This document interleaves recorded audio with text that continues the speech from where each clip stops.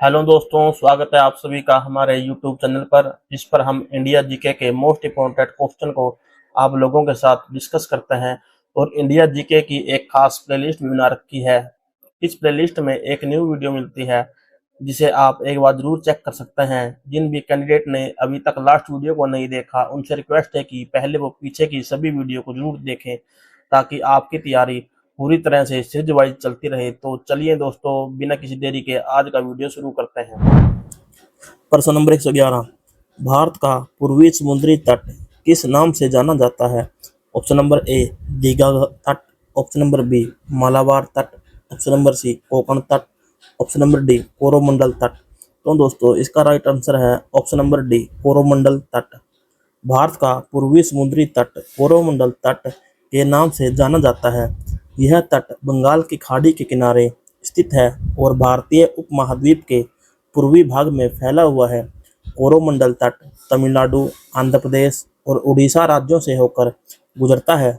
यह तट लगभग 1600 किलोमीटर लंबा है और यहाँ प्रमुख तटीय शहर जैसे चेन्नई, विशाखापट्टनम, काकीनाडा, तिरुवल्लुवर और पुरी स्थित है। कोरोमंडल तट का क्षेत्र समुद्री व्यापार, मत्स्य पालन और पर्यटन के लिए महत्वपूर्ण है। इस तट के प्रमुख बंदरगाहों में चेन्नई बंदरगाह, विशाखापत्तनम बंदरगाह और काकीनाडा शामिल है, जो कि भारत के आर्थिक विकास में अहम योगदान देते हैं। साथ ही यह क्षेत्र अपनी ऐतिहासिक और सांस्कृतिक धरोहर के लिए प्रसिद्ध है। यहाँ प्राचीन मंदिरों का भी निर्माण हुआ है। यह तट प्राकृतिक आपदाओं के लिए भी संवेदनशील है, विशेष रूप से सुनामी जैसी घटनाओं से, जैसे कि 2004 का हिंद महासागर सुनामी जिसने कोरोमंडल तट को प्रभावित किया था। इस प्रकार भारत का पूर्वी समुद्री तट कोरोमंडल तट के नाम से जाना जाता है। प्रश्न नंबर 112, भारत किस गोलार्ध में स्थित है? ऑप्शन नंबर ए दक्षिणी और पूर्वी, ऑप्शन नंबर बी उत्तरी और पूर्वी, ऑप्शन नंबर सी उत्तरी और पश्चिमी, ऑप्शन नंबर डी इनमें से कोई नहीं। तो दोस्तों इसका राइट आंसर है ऑप्शन नंबर बी उत्तरी और पूर्वी। भारत का अधिकांश भूभाग उत्तर गोलार्ध में स्थित है। यह गोलार्ध पृथ्वी के समुद्र तल से उत्तर दिशा में है और इसमें उत्तरी देशों की अधिकता पाई जाती है।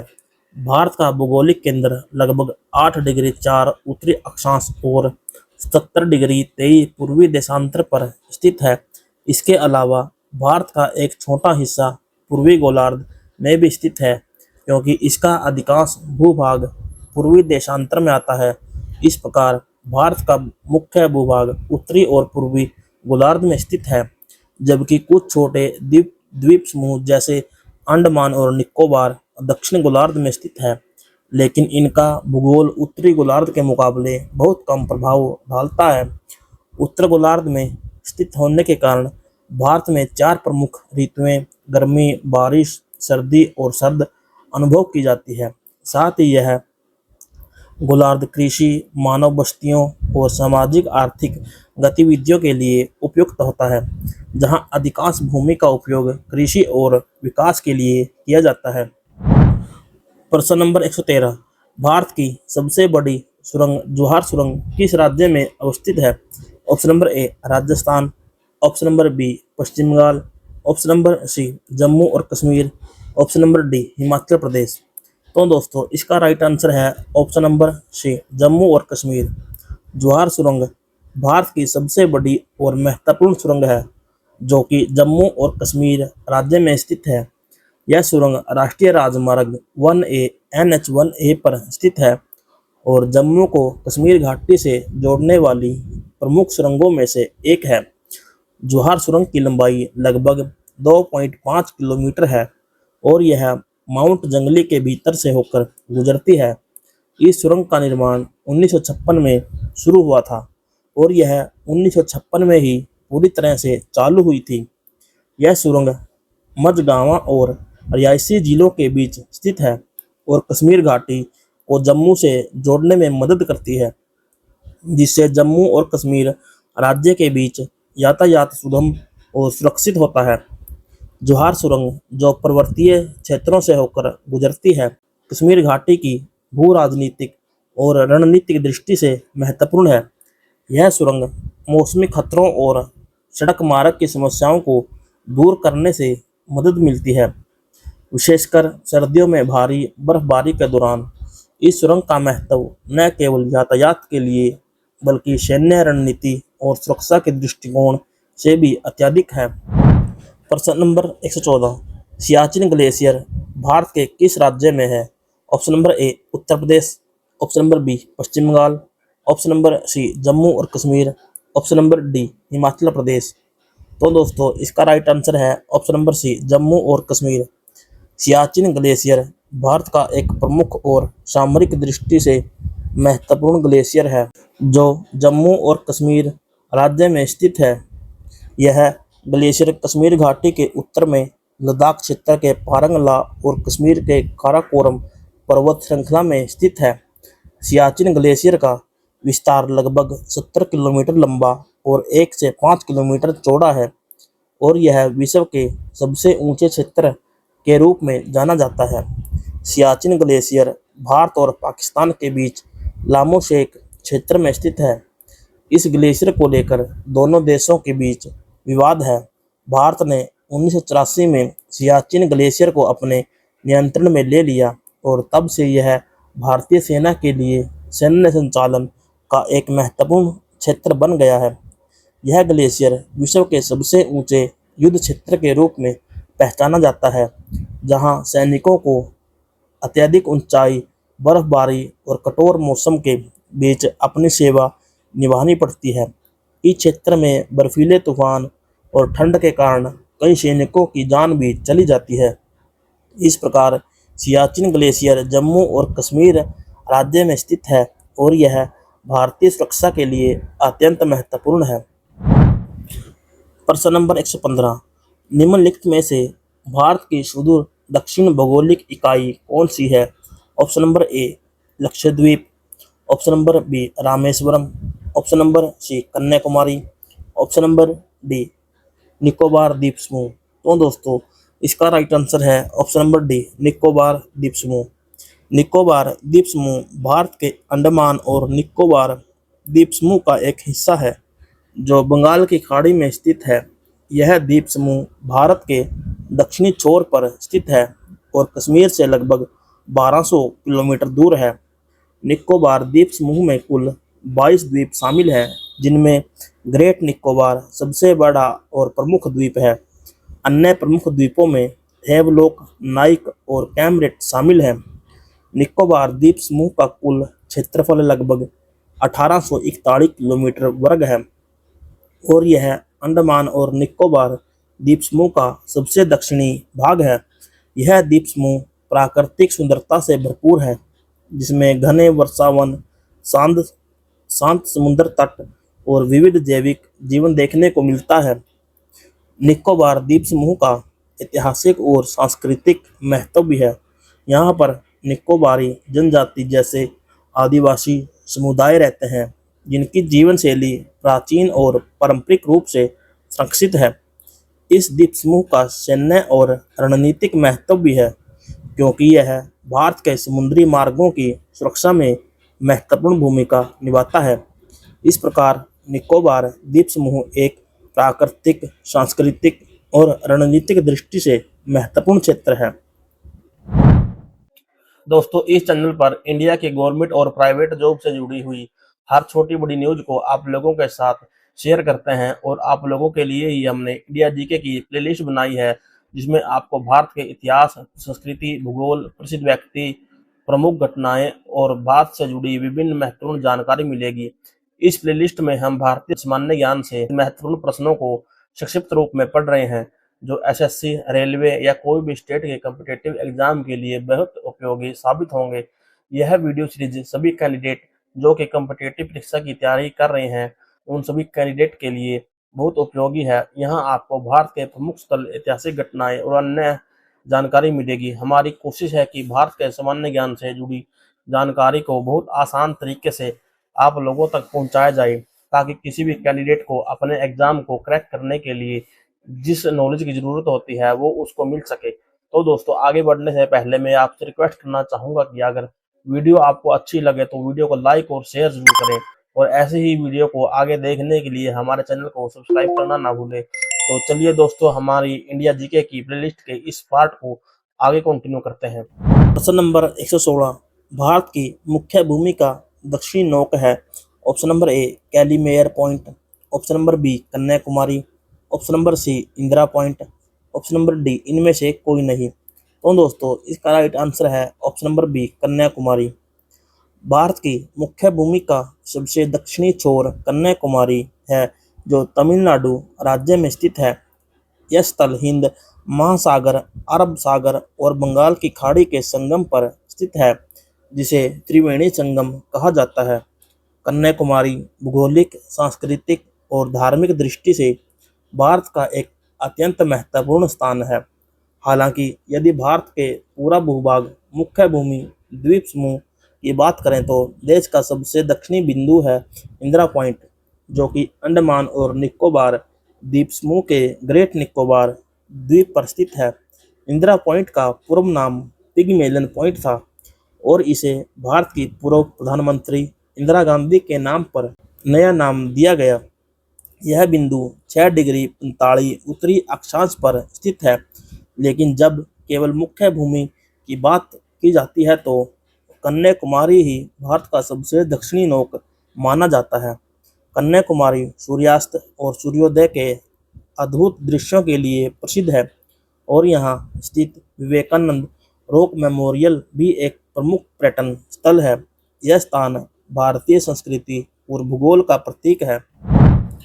प्रश्न नंबर 117, निम्नलिखित प्रमुख भारतीय नगरों में से कौन सा एक सबसे अधिक पूर्व की ओर स्थित है। Option number A Lucknow, option number B Bengaluru, option number C Bhopal, option number D Hyderabad. तो दोस्तों, इसका राइट आंसर है option number A Lucknow. Lucknow Bharat के उत्तर प्रदेश राज्य की राजधानी है और यह देश के प्रमुख सांस्कृतिक, ऐतिहासिक और राजनीतिक केंद्रों में से एक है। लखनऊ गंगा यमुना दोआब क्षेत्र में स्थित है और इसका ऐतिहासिक महत्व बहुत गहरा है। यह शहर बुंदेलखंड और आगरा लखनऊ क्षेत्र के बीच एक महत्वपूर्ण व्यापारिक और सांस्कृतिक केंद्र के रूप में विकसित हुआ है। लखनऊ को नवाबी संस्कृति का गढ़ माना जाता है। यहाँ की पारंपरिक तहजीब, खान पान और कला विश्व प्रसिद्ध है। लखनऊ के कवि सम्मेलन, ठुमरी और कव्वाली जैसे सांस्कृतिक कार्यक्रमों के कारण यह शहर विशेष रूप से जाना जाता है। इसके अलावा लखनऊ की चाट, कबाब और पारंपरिक मिठाई जैसे व्यंजन बहुत प्रसिद्ध हैं। लखनऊ का ऐतिहासिक महत्व भी अत्यधिक है। यहाँ स्थित बड़ा इमामबाड़ा, छोटा इमामबाड़ा और रूमी दरवाज़ा जैसे ऐतिहासिक स्थल पर्यटकों को आकर्षित करते हैं। लखनऊ ने भारतीय स्वतंत्रता संग्राम में भी महत्वपूर्ण भूमिका निभाई थी, खासकर 1857 के प्रथम स्वतंत्रता संग्राम में। इसके अलावा लखनऊ का आधुनिक विकास भी तेजी से हुआ है और यह राजनीतिक, व्यापारिक और शैक्षणिक दृष्टि से महत्वपूर्ण केंद्र बन गया है। प्रश्न नंबर 118, भारत में समुद्री तट रेखा वाले राज्यों की संख्या कितनी है। Option number A 10, option number B 8, option number C 9, option number D 6। तो दोस्तों, इसका राइट आंसर है ऑप्शन नंबर सी 9। भारत एक प्रायद्वीपीय देश है जिसकी समुद्री तट रेखा लगभग 7,516 किलोमीटर लंबी है। इस तट रेखा में 9 राज्य और 4 केंद्र शासित प्रदेश सम्मिलित हैं। समुद्र से घिरे इन राज्यों की भौगोलिक स्थिति भारत के पूर्वी और समुद्री तट पर है, जो कि अरब सागर, बंगाल की खाड़ी और हिंद महासागर से सटे हुए हैं। भारत के वे 9 तटीय राज्य निम्नलिखित हैं: गुजरात, महाराष्ट्र, गोवा, कर्नाटक, केरल, तमिलनाडु, आंध्र प्रदेश, उड़ीसा, पश्चिम बंगाल। इनके अलावा 4 केंद्र शासित प्रदेश भी समुद्री तट रेखा से जुड़े हुए हैं: पुडुचेरी, दमन और द्वीप, लक्षद्वीप द्वीप समूह, अंडमान और निकोबार द्वीप समूह। तटीय राज्य और केंद्र शासित प्रदेश भारत के समुद्री व्यापार, मत्स्य पालन, पर्यटन और सामरिक सुरक्षा के लिए अत्यंत महत्वपूर्ण है। इन क्षेत्रों में कई प्रमुख बंदरगाह स्थित है, जैसे कि मुंबई, चेन्नई, कोची, विशाखापट्टनम आदि। प्रश्न नंबर 119, उत्तर भारत में उप हिमालय क्षेत्र के सहारे फैले समतल मैदान को क्या कहा जाता है? Option number A Bhabar, option number B Khadar, option number C Doon, option number D Terai. तो दोस्तों इसका राइट आंसर है option number A Bhabar. Bhabar एक विशेष प्रकार की भौगोलिक संरचना है जो विशेष रूप से हिमालय के तलहटी क्षेत्र में पाई जाती है। यह क्षेत्र आमतौर पर हिमालय पर्वत के पेंडमोंट क्षेत्र में स्थित होता है। भावर क्षेत्र को नदी घाटी और कृषि भूमि के रूप में पहचाना जाता है, जहां नदियां अपना पानी बहाती हैं और मिट्टी को घर्षण से उखाड़ती हैं। भावर क्षेत्र में रेत, कंकड़, बजरी और अन्य ढीली मिट्टी की परतें होती हैं, जो जल के भाव से मिलकर यहाँ एक विशिष्ट भूमि संरचना का निर्माण करती है। यह क्षेत्र आमतौर पर जलोढ़ और मुलायम होता है और इसमें बहुत अधिक नदी की लहरें और भूस्खलन होते हैं।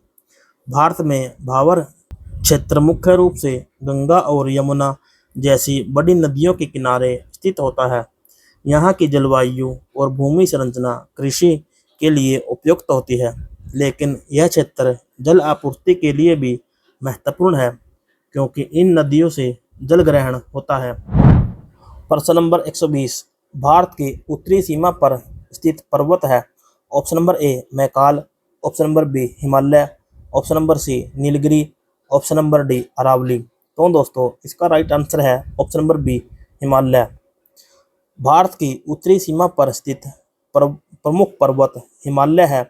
यह पर्वत श्रृंखला भारतीय उपमहाद्वीप की सबसे लंबी और सबसे ऊंची पर्वत श्रृंखला है, जो पश्चिम में पाकिस्तान से लेकर पूर्व में अरुणाचल प्रदेश तक फैली हुई है। हिमालय की इस विस्तृत पर्वत श्रृंखला की कुल लंबाई लगभग 2500 किलोमीटर है और इसकी चौड़ाई लगभग 200 से 400 किलोमीटर है। हिमालय पर्वत भारतीय उपमहाद्वीप को तिब्बत और चीन से अलग करता है और इसकी ऊंचाई का स्तर दुनिया में सबसे ऊंचा है। इसमें कंचनजंगा 8586 मीटर, एवरेस्ट 8848 मीटर और नंदा देवी 7816 मीटर जैसी विश्व प्रसिद्ध चोटियां शामिल हैं। हिमालय भारत के गंगा, यमुना और ब्रह्मपुत्र जैसी नदियों का उद्गम स्थल भी है, जो देश के कृषि और जलवायु के लिए अत्यधिक महत्वपूर्ण है। इसके अलावा यह पर्वत श्रृंखला भारत की उत्तरी सीमा की सुरक्षा के लिए भी महत्वपूर्ण है, क्योंकि यह प्राकृतिक सीमा के रूप में कार्य करता है। हिमालय क्षेत्र में नदियाँ, वनस्पतियाँ और पशु जीवन की विविधता के कारण यह एक पर्यावरणीय और जैविक दृष्टि से अत्यंत समृद्ध क्षेत्र है। इस प्रकार भारत की उत्तरी सीमा पर स्थित प्रमुख पर्वत हिमालय है, जो देश की भौगोलिक, सांस्कृतिक और रणनीतिक दृष्टि से महत्वपूर्ण है। तो दोस्तों आज की वीडियो को हम यहीं पर समाप्त करते हैं, और वीडियो अगर आपको अच्छी लगी तो इसे लाइक और शेयर ज़रूर करें, और ऐसी ही वीडियो आगे देखने के लिए हमारे चैनल को सब्सक्राइब ज़रूर करें।